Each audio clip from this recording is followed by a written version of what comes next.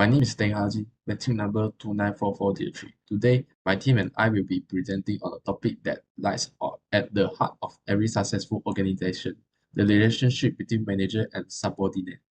The relationship is more than just a chain of command. It's a dynamic partnership that directly improves the productivity, motivation, and certification of employee. When managed effectively, it creates a work environment where individuals feel valued, empowered, and driven to contribute towards organization goal. In this presentation, we will explore several key aspects that support this relationship. Let's begin with communication. Effective communication is the foundation of a strong relationship between manager and subordinate. Manager must clearly communicate expectation, provide constructive feedback, and ensure that subordinates fully understand their roles and responsibility. Open and transparent communication help to build trust, reduce misunderstanding, and foster a positive work environment. It also encourages subordinates to share their ideas, ask questions, and report issues without fear. When communication flow both ways, from manager to subordinate and vice versa, it creates an environment where everyone feels valued and heard. In short, strong communication drives both clarity and collaboration. Now let's talk about leadership. Leadership goes beyond just giving instruction. It's about guiding, inspiring, and motivating subordinates towards shared goals. A good manager demonstrates leadership by setting a clear vision, establishing goals, and helping subordinates understand how their work contributes to the bigger picture. There are different leadership styles, such as autocratic, democratic, and laissez-faire, and each has its strengths depending on the situation. But no matter the style, effective leadership creates confidence, encourages initiative, and build loyalty. It also helps maintain team focus and morale, especially during challenges of change. In summary, strong leadership turns a group of employees into a cohesive, goal-driven team.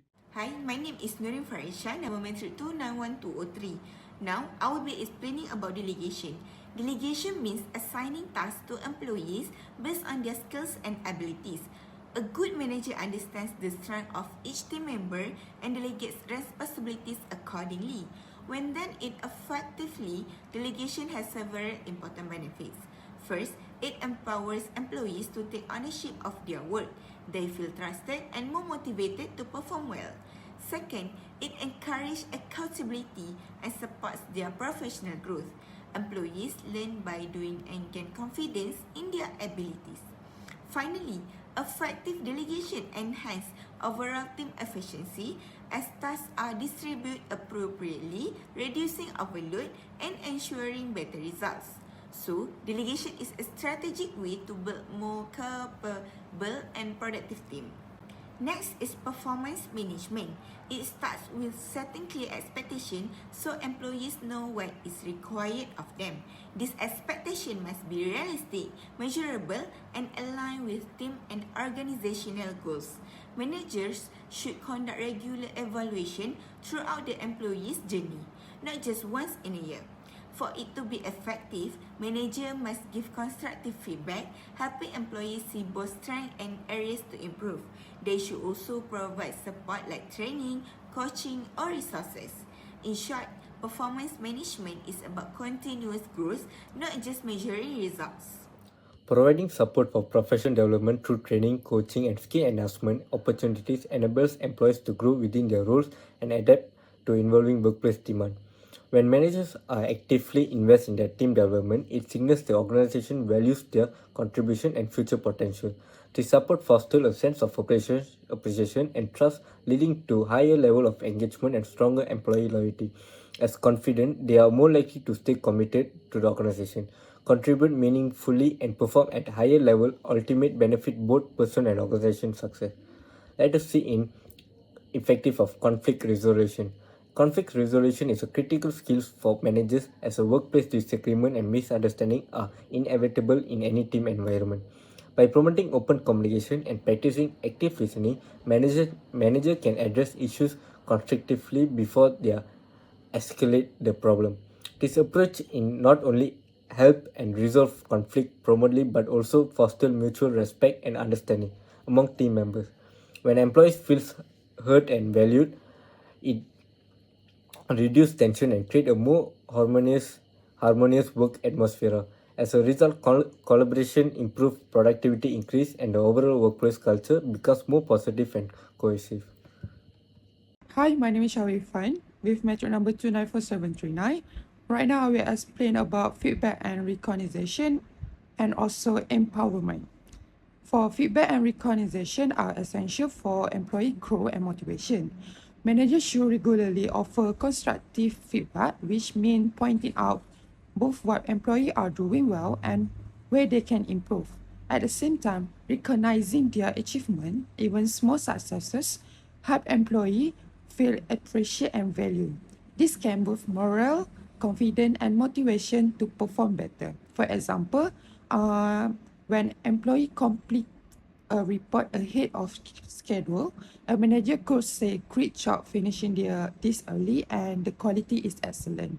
This type of feedback not only acknowledge their effort but encourage them to continue doing well. Second is empowerment, which is it's mean giving employees the freedom and responsibility to make decisions related to their work.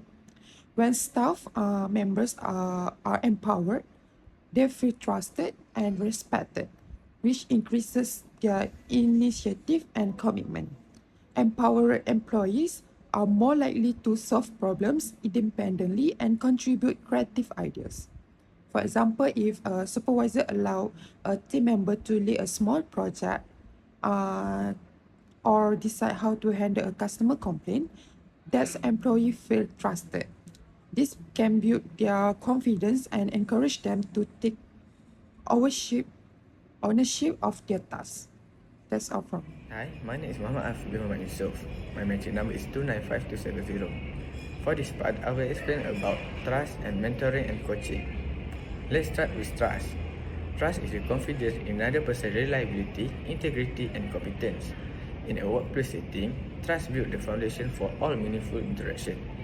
So, why trust is important? First, it strengthens the collaboration because team members feel safe to share the ideas and concerns. Second, increase motivation. When employees feel trusted, they are more willing to take initiative. Third, it reduces micromanagement. Managers who trust their team allow more autonomy. And finally, trust fosters open communication, making the work environment more transparent and honest.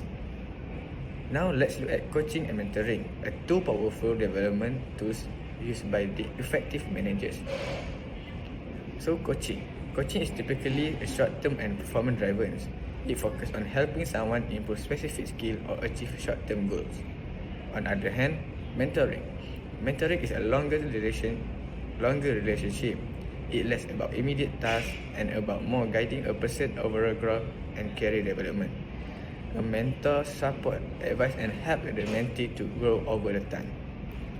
To clarify the difference between coaching and mentoring, coaching is short-term and goal-oriented. It usually task-specific. Mentoring is a long-term and guidance-based. It focuses on broader development and relation building.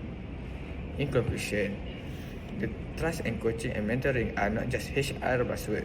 They are essential for building high-performance teams and developing future leaders. Managers who cultivate trust and invest in coaching and mentoring help create an environment where employees thrive, take ownership and grow. Hi, my name is Alia Shakira binti Mokhtar. My metric number is 301236.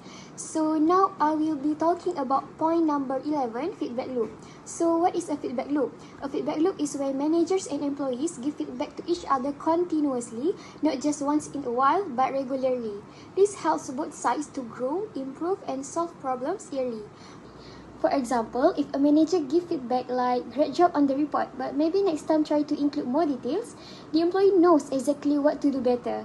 At the same time, if an employee feels the workload is too much, they should feel safe to tell the manager. That way, issues can be fixed before they become serious. Feedback shouldn't only be about mistakes, it should also include positive feedback, like appreciating effort or celebrating small wins. This can increase motivation and confidence.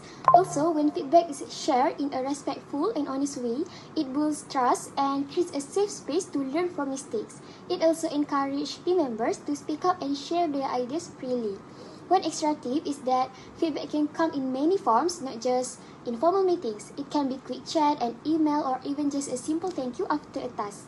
The important thing is it happens often and helps everyone improve. So overall, a good feedback loop makes the team stronger, more connected, and get ready to grow better. Now moving to point number 12, share goals. Share goals means that both managers and employees are working toward the same direction, not doing their own thing but moving as a team. When everyone clearly understands the goal of the organization, it's easier to stay focused, motivated, and organized. For example, if the goal is to increase customer satisfaction, then every team member needs to know how their role helps achieve that. Whatever it's customer service, marketing, or even admin work, everyone contributes in their own way. A powerful thing about shared goals is that they create team unity. People stop thinking this is just my task and start thinking this is our goal. Managers should involve their subordinates when setting goals. When employees feel included in planning process, they feel more ownership and responsibility. This leads to higher engagement and better performance. Also, shared goals help avoid confusion and reduce conflict. Everyone is on the same page, so there's less chance of misunderstanding. To make shared goals successful, it's also important to have regular update or checks-in. This helps the team measure progress, stay on track, and make change if needed. So in short, shared goals build team spirit, improve communication, and help the whole team work together more effectively. In conclusion, a good relationship between managers and subordinates is key to success in any organization. It builds trust, improves teamwork, and increases motivation. When managers communicate well, delegate tasks properly, and support their team, it creates a positive and productive work environment. So that's all from Group 7. Thank you.